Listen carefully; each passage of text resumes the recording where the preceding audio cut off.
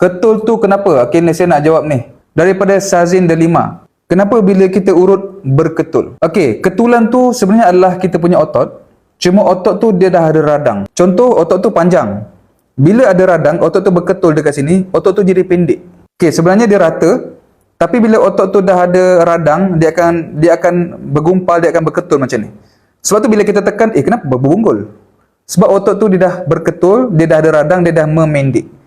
Bila otot ni memendek, anda buat pergerakan, dia akan jadi sakit. So, urutan tu, dia dapat bantu turunkan balik bonggol tu, supaya otot kita kembali memanjang.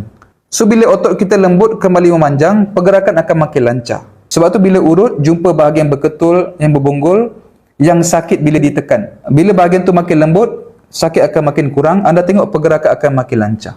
Siapa yang ada masalah sakit urat saraf dan telah cuba pelbagai jenis minyak urut tapi tak nampak apa-apa perubahan, apa kata anda bagi satu lagi peluang kepada diri anda untuk cuba minyak RG? Dah ramai pesakit yang cuba minyak ni dan bagi tahu minyak ni berbeza daripada minyak lain yang mereka telah cuba. Saya akan bagi sekali percuma pelbagai video untuk rawat urat saraf. Anda boleh baca list yang saya tunjuk. WhatsApp nombor tertera untuk info lanjut.